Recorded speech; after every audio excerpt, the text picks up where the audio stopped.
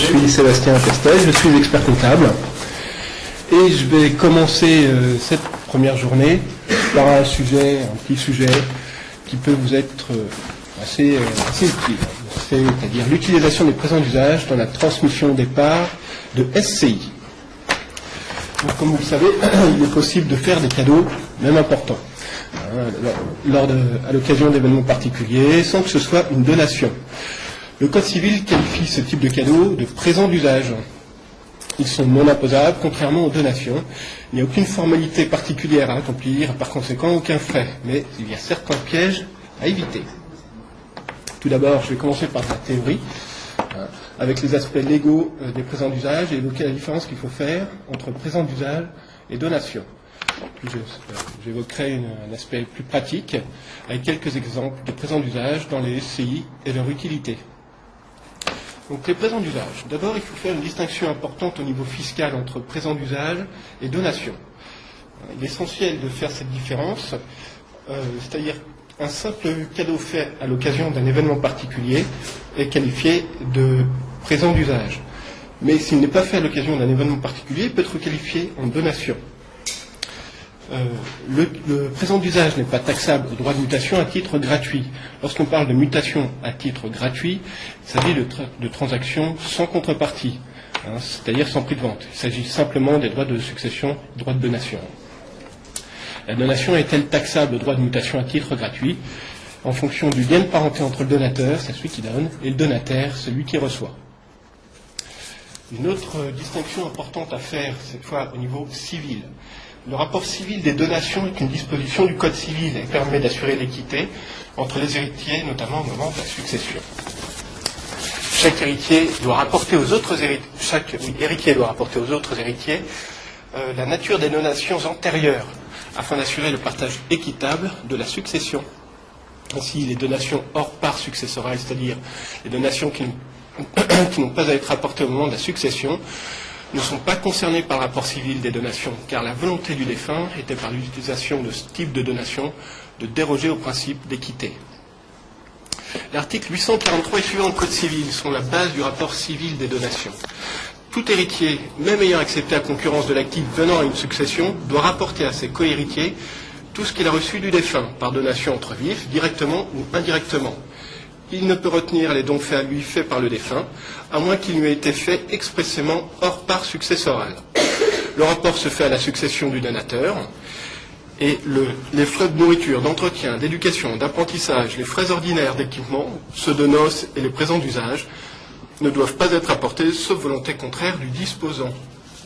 Le caractère de présent d'usage s'apprécie à la date où il est consenti et compte tenu de la fortune du disposant. Donc, c'est cet article du Code civil, c'est l'article 852, qui pose les bases des présents d'usage.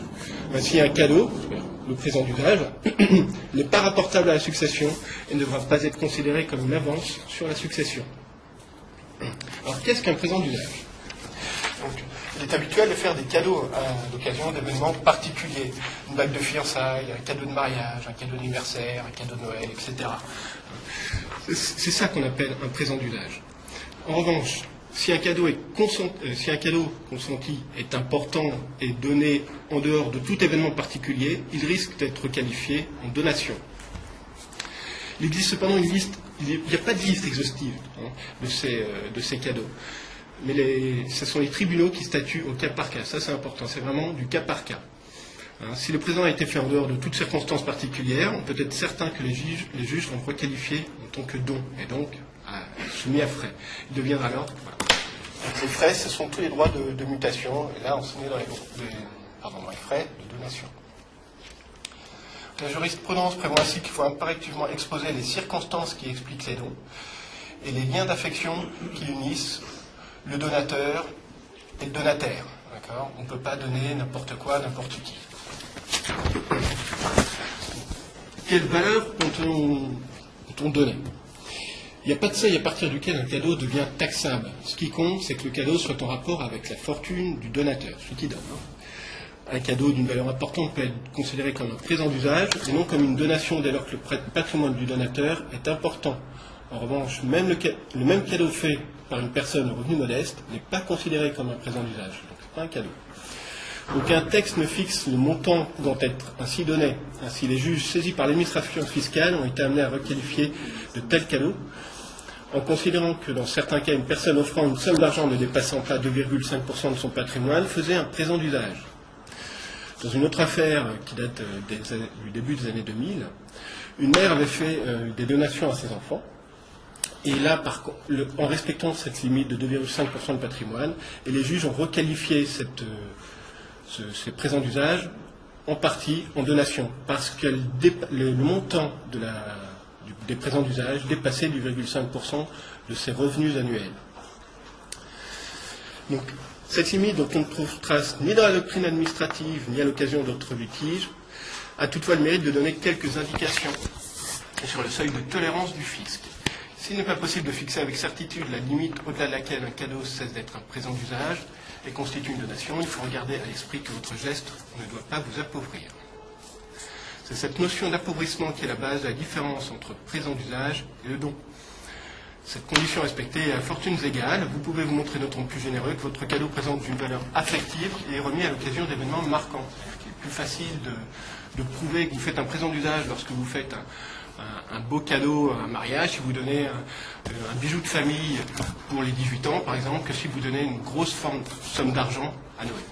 C'est plus facile de démontrer qu'il s'agit d'un présent d'usage. Juste tout aparté concernant les donations, vous pouvez donner des biens ou de l'argent à vos enfants. Il existe des abattements fiscaux. Donc, il existe une tripotée, mais il faut bien garder à l'esprit qu'il ne faut pas donner tout et n'importe quoi. C'est-à-dire que vous pouvez donner une certaine somme d'argent à vos enfants, jusqu'à 100 000 euros. Au-delà de 100 000 euros, vous aurez des droits de mutation à payer. Et ces tranches se font tous les 15 ans. Donc, en fonction du lien de parenté et du montant que vous allez donner, il y aura des droits. Tout dépend de la personne à qui vous allez donner et du montant. Alors, comment faire un présent d'usage? Alors ça, c'est assez simple, puisqu'il n'y a aucune formalité à accomplir. Le présent d'usage peut se faire en toute discrétion, tant vis-à-vis de l'administration fiscale que vis-à-vis des autres héritiers. Ça reste un cadeau classique. Cependant, il est préférable de faire un petit écrit, faire un petit courrier, une petite lettre à son enfant en disant « Mon fils, ma fille, je te donne 2 000 euros à l'occasion de la réussite de ton examen ou pour ton anniversaire. » Ça fait un petit écrit. Au moins, on a trace de la donation importante qui est faite et qui respecte bien les règles correspondant au présent d'usage. Alors, ça, c'était la partie théorie. Alors, dans la partie pratique, dans les SCI, on peut peut-être faire des petits schémas. Donc, les SCI, je vous rappelle que les SCI, ce sont des sociétés qui ont une vocation immobilière. Elles ont comme but l'acquisition de biens immobiliers et de vous créer un patrimoine. Ce patrimoine va vous servir plus tard, soit à vous générer des revenus complémentaires ou une rente complémentaire.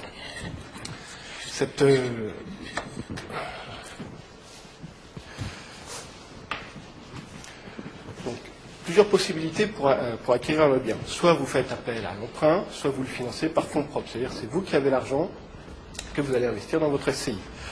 Donc l'objectif dans cette SCI, c'est de vous démontrer quelle peut être l'utilité de faire des présents d'usage par le biais des SCI. Donc par fonds propres. Donc, quand on parle par fonds propres, donc, comme je vous ai dit, c'est vous qui apportez de l'argent. Vous avez une SCI, vous la créez avec un petit capital, un capital, on va dire, de 1 000 euros. Vous souhaitez acheter un bien d'une valeur de 150 000 euros, par exemple, un appartement, n'importe quoi. Vous avez déjà apporté, par le biais de la SCI, vous avez déjà apporté 1 000 euros, la SCI dispose déjà de 1 000 euros, il manque 149 000 euros que vous allez financer. Donc vous achetez un bien de 150 000 et en contrepartie, il faut que ce soit vous qui avanciez ces 149 000 euros à la SCI. La SCI va donc avoir une dette vis-à-vis de vous. Cette dette, ces 149 000 euros, vous venez de vous créer un compte courant par le biais de votre SCI. Donc ces 149 000 euros, vous louez votre appartement, il n'y a pas de problème. Ça, c'est quelque chose qu'on met de côté pour l'instant. Les 149 000 euros qui sont dans la SCI, c'est l'argent qui est à vous. Eh bien, tous les ans, au lieu de donner de l'argent à vos enfants lors d'un événement particulier, au lieu de lui donner du cash, eh bien là, vous allez lui donner une partie de votre compte courant. Là, c'est monsieur, madame. Eh bien, au lieu de lui donner, voilà, pour ses bijoutiers, au lieu de lui donner 5 000 euros, par exemple, en cash, vous ne lui donnez pas 149 000 euros, vous lui donnez 5 000 euros, dans un compte qui lui sera réservé, qui sera à son nom, je vais mettre le fils, par exemple, et votre compte courant sera plus de 149 000 euros, et il sera de 144 000 euros. C'est-à-dire que la dette qu'a la SCI vis-à-vis de vous sera de 144 000 euros, mais la SCI devra 5 000 euros à votre enfant. Alors, pourquoi faire ça? Ça permet, au fil des années, vous répétez plusieurs fois l'opération, le compte courant de votre fils va augmenter, le vôtre va diminuer, en respectant bien toujours toutes les règles, et au bout d'un moment, votre enfant pourra rentrer dans le capital de la SCI par le biais d'une augmentation de capital. À ce moment-là, il pourra devenir quasi majoritaire. Et on aura fait une transmission quasi sans frais de la SCI. Vous venez de transmettre quasi sans frais la SCI à votre enfant. C'est une forme de transmission peu onéreuse, peu connue. Alors, autre solution, autre hypothèse où vous devez faire un emprunt. Donc, déjà, je vous rappelle que dans une SCI, il faut tenir une comptabilité. C'est une société. Donc, lorsque vous faites un emprunt, même hypothèse, on a une SCI à un capital de 1 000 euros, un bien qui vaut 150 000, mais cette fois, au lieu que ce soit un compte courant monsieur, madame, c'est un emprunt.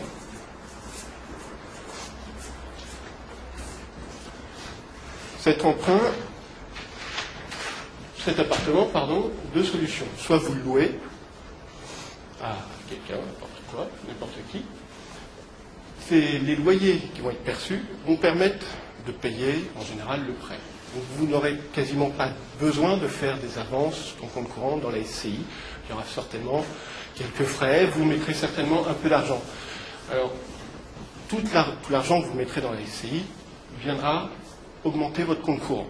Ce ne sera pas de 144 000 euros, mais vous mettrez peut-être 1 000, 2 000, 5 000 euros par an. Vous allez vous créer déjà ce compte courant. Deuxième chose, le résultat de la SCI, tous les ans. Ça évoque une SCI, qu'est-ce qu'il y a dans une SCI? On a des revenus, quelques charges. Donc il va y avoir des bénéfices. Vous payez des revenus fonciers parce qu'il y a des résultats. Ces revenus en contrepartie de ce résultat et de ces impôts, les associés bénéficient du résultat. Le résultat leur revient. Donc tous les ans, le résultat va venir incrémenter votre compte courant, en plus des avances que vous avez faites, vous, dans la société. Votre compte courant va grossir, et au fur et à mesure, vous pourrez léguer à votre enfant, vous pourrez faire des présents d'usage à votre enfant. Et là, même principe, le compte de votre enfant va grossir, et il pourra intégrer le capital à partir d'une certaine somme. Il faudra... Oui. Quand il y a un emprunt, oui.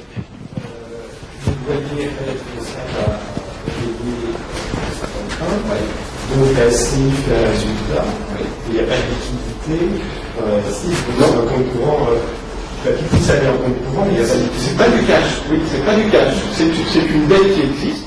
Au moment où si vous vendiez l'appartement, elle est là, la liquidité. Le temple, oui, il n'y a pas de liquidité, effectivement. Voilà. Excusez-moi. Oui. Il n'y a pas de don de part sociale. Non, non. Dans ce cas-là, non. Je ne parle pas de don de part sociale. Parce que le don, les parts sociales auraient une valeur trop importante. Là, on est dans le cadre d'une donation. Ce ne serait pas un présent d'usage. Oui. Alors, autre chose, quand on parle de résultats dans une SCI, je vous rappelle que lorsque vous payez l'emprunt, donc c'est vous déboursez une certaine somme, mais bien on charge dans la SCI que les intérêts de l'emprunt. Le remboursement du capital, c'est un remboursement d'une dette. On rembourse l'emprunt. Les intérêts d'emprunt, eux, viendront bien en diminution du résultat. Pas plus long. Quand il y a deux associés dans une SCI, Oui. par exemple... Il y a toujours deux associés, au moins deux associés. Oui, mais par exemple, c'est deux personnes différentes. Par exemple, père, fille. Oui. est-ce qu'un des associés peut augmenter le compte courant, peut justement faire ce système de pas de donation, Le présent d'usage. voilà, le présent d'usage à l'autre associé, au compte courant de l'autre associé. Oui, parce il faut qu'il y ait un lien de parenté, il faut que ce soit justifié, et puis il faut respecter certaines règles. C'est-à-dire qu'entre père et fille, on peut faire des cadeaux. S'il y a un associé qui apporte par exemple une somme beaucoup plus importante, donc il a un compte courant plus important, Oui. il peut faire des présents d'usage. Oui.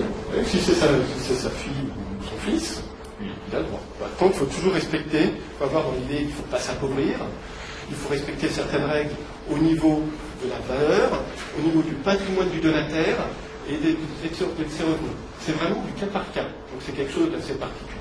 D'accord ? Oui, c'est possible. Et avant de faire quelque chose, on peut demander, il ne faut pas demander à l'administration fiscale, Non. on demande à qui pour savoir si on est dans cette limite raisonnable, si on n'est pas capable d'évaluer Alors ça. ça, je vous conseille soit d'aller voir votre notaire, votre avocat, votre expert comptable, voilà. C'est quelque chose qu'il faut étudier, c'est vraiment du cas par cas. Hein. Voilà.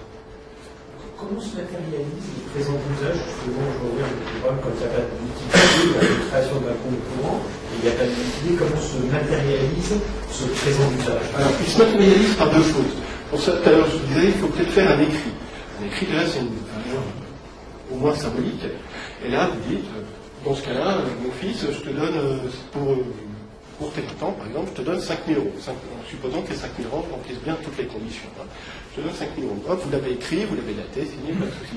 Deuxième chose, ça va être retranscrit dans la comptabilité, exactement à la date de l'anniversaire, qu'on a une trace comptable. Deuxième trace. Voilà. Ouais. Donation d'une partie du compte courant à un tiers, que ce soit ses enfants ou autres, très bien, mais je pensais qu'il était nécessaire pour être titulaire d'un compte courant dans une SCI d'être associé. Oui, c'est pour ça qu'à ce moment-là, ce n'est pas un compte courant à proprement parler, c'est un compte, c'est ce qu'on appelle un créditeur divers. C'est-à-dire que la SCI doit une dette à quelqu'un d'autre. Voilà. Il deviendra un compte courant à proprement parler qu'à partir du moment où ça rentre dans le capital. Oui, c'est ça. Ouais, c'est ça. Donc, dernière hypothèse. On est toujours dans le même cas, on a une SCI avec un capital de 1 000 euros, un appartement et un emprunt. Mais cette fois, vous ne louez pas l'appartement, vous le laissez à votre enfant, ou à votre fils, qui va l'utiliser à titre gratuit.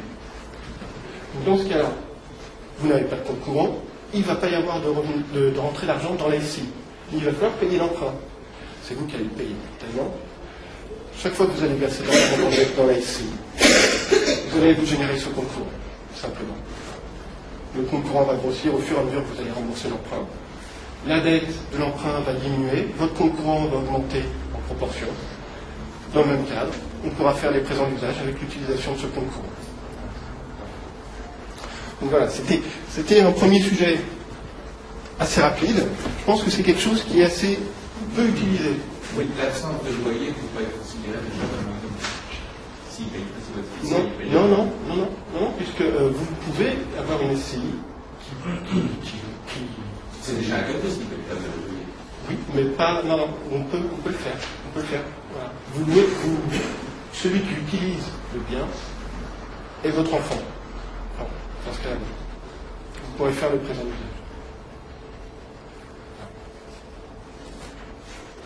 Est-ce que vous avez d'autres questions concernant ce thème? Dans ce dernier cas, ça est juste sur son IR, l'avantage On ne parle pas le présent d'usage. Le présent d'usage est en dehors de toute fiscalité. Donc on ne déclare jamais. On ne déclare jamais ni à l'administration fiscale, ni envers les héritiers. Sauf si vous le souhaitez. Je parle de déclarer au niveau des héritiers. Mais sinon, vous ne le déclarez pas. Là, vous avez pris la somme de 5 000 euros par rapport à... Non, c'est pas par rapport à ça. 5 000 euros, c'est vraiment par rapport, on estime, on estime la fortune du donateur, assez important, et les 5 000 euros rentreraient bien dans ce cadre-là. Ça n'a rien à voir. Non, rien à voir. Non, c'est un exemple.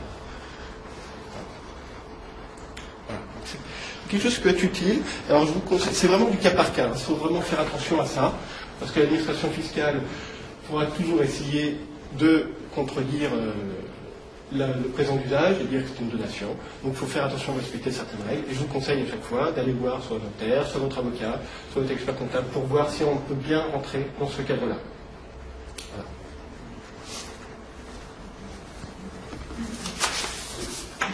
Donc les donataires ne sont pas au capital de la société, donc c'est une dette inscrite. C'est une dette inscrite dans la comptabilité, exactement. C'est une dette.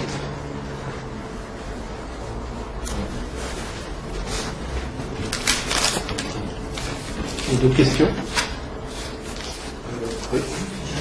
Dans la succession, on doit, je pense, plusieurs enfants, on doit rapporter ces Non. usages. Non, non, sauf si vous en avez fait la demande express. Alors, si vous avez dit que je veux que ce présent d'usage soit rapporté à la succession. Sinon, non. C'est un cadeau purement et simplement. Quand vous faites, je sais pas, quand vous donnez un cadeau de fiançailles à votre enfant, par exemple, vous allez dire, je veux qu'il soit rapporté dans la succession. C'est le même principe. Dans l'intitulé, là, vous avez mis le présent d'usage dans la possession des parts de la SCI. Oui, parce que on ne transmet pas les parts, vous avez raison. On ne transmet pas les parts, on transmet la SCI, à proprement parler. Parce que votre enfant va rentrer dans le capital, il va devenir quasi majoritaire. On va valoriser la SCI, bien sûr. Et en fonction de l'augmentation de capital, il pourra devenir majoritaire. À ce moment-là, la SCI ne vous appartient plus, elle appartiendra d'abord à votre enfant. Ça ne sert à rien de faire une augmentation de capital où il va prendre 5%, 10%. Il n'y a pas trop d'intérêt. Il y a des changements de statut à faire à un moment. Oui. J'ai dit quasi sans faire. Mais ce changement de statut se fait seulement quand l'enfant devient majoritaire. Non, à partir du moment où il y a une modification dans l'actionnariat de la SCI. Et quand est-ce qu'il rentre? Quand on estime que le montant est suffisant pour qu'il rentre dans le capital, pour qu'il devienne quasi majoritaire. Ça, c'est assez intéressant, puisque là, il devient majoritaire, donc ça devient sa SCI. Comme il faut être plusieurs dans une SCI, il y aura votre enfant, il y aura vous, il faut être au moins deux, il y aura vous, et vous deviendrez minoritaire. Et il ne vaut mieux pas avoir donné une simple part à la création de la SCI pour qu'il soit d'emblée associé. Il pourrait. Alors, il faut faire attention, parce que quand on a un enfant qui rentre dans une SCI, il faut faire attention si on a un emprunt. Parce qu'en fonction de la responsabilité qu'il peut y avoir dans une SCI, parce que chaque associé est responsable dans une SCI. Donc, on pourrait venir chercher éventuellement votre enfant, s'il est mineur, par exemple, s'il n'y a pas de revenus, on pourrait venir chercher votre enfant pour une quote-part pour rembourser l'emprunt. Ça peut être embêtant. Donc, en général, on attend qu'il n'y ait plus de dette, grosse dette, d'emprunt, pour faire entrer un enfant mineur. Mais s'il est majeur, s'il a des revenus, oui, il peut rentrer directement en ayant une part. Qu'il ait une part ou pas, ça ne change pas, sauf l'intitulé de ce compte-là. Ce sera bien un concours d'associé sur une part, si on pas, c'est un créditeur divers.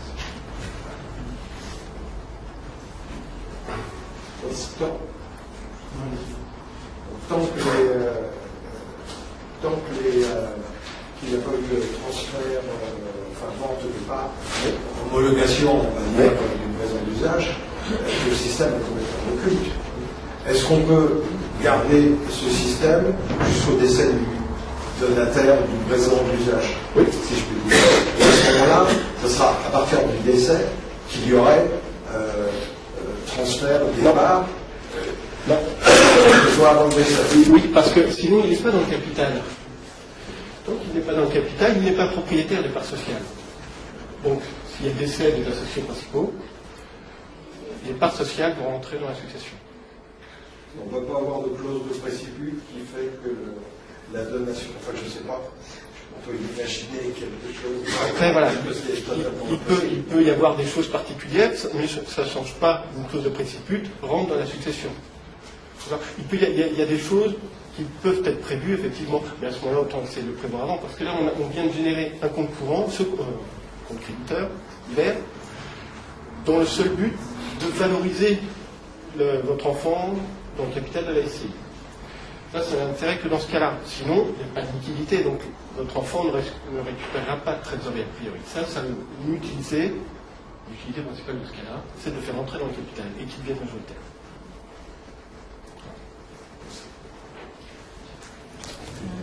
Oui. Mettons que l'enfant ait un concurrent qui devienne important dans la SCI et qu'après il y ait un litige entre le parent et l'enfant pour cause de tierces personnes. Ouais. Dans quel droit l'enfant demande à ce moment-là, s'il le sait, parce qu'il a des écrits, une avance sur le compte courant à la SCI. Alors, là, on rentre dans quelque chose d'un peu plus compliqué, effectivement. Il a une dette, à ce moment-là, soit il faut prévoir avec vos conseils une clause spécifique pour éviter qu'il en demande le remboursement anticipé. Le seul remboursement anticipé à ce moment-là, ce serait de vendre le bien. Il n'y a pas de trésorerie. Ou alors vous donniez, vous, la contrepartie. Donc ça, je pense qu'il faut voir vos conseils. Et puis pour prévoir une clause spécifique. L'acquisition du bien peut se faire ailleurs qu'en France ou c'est uniquement sur en Europe, c'est possible d'acheter Je ne sais pas. Là, je ne sais pas. Je pense. Mais là, je parle de règles françaises. On est dans le cadre d'une SCI française. C'est une bonne question pour vous. Mais...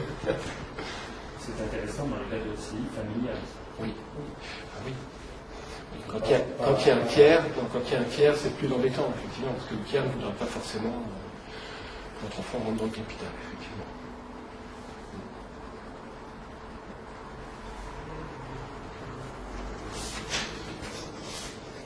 La répétition d'année en année de ces donations, Oui. ça ne pose pas de problème. Non. Non, tant qu'on respecte les règles, un moment particulier, la notion de non-appauvrissement, pardon. Non. Ce système-là utilisé plusieurs fois par an pendant les expériences, ça pas forcément un transfert de appauvrissement. Ben, à partir du moment où vous avez une fortune conséquente et que vous faites des donations, des présents d'usage, des cadeaux réguliers, de toute façon, vous allez faire des cadeaux aux anniversaires, à Noël par exemple. Au lieu de donner quelque chose, un cadeau, de l'argent, vous faites par ça, par un présent d'usage. Et ça, il n'y a pas de souci, on peut le répéter tous les ans. Tous les ans, il y aura un anniversaire, tous les ans, il y aura une fête religieuse, voilà. L'administration fiscale apprécie à chaque fois présent d'usage par présent d'usage, ne pas se faire. Exactement, oui.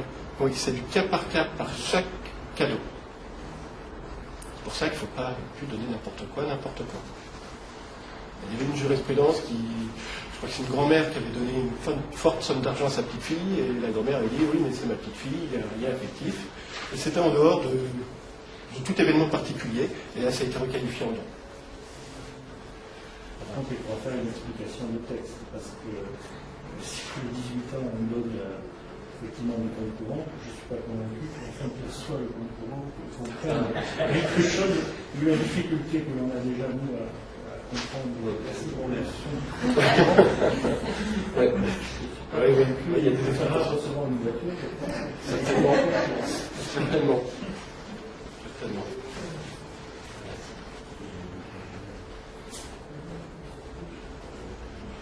Voilà. Bon. Donc, je suis là les 2 jours. Si vous avez d'autres questions, je serai là. Merci.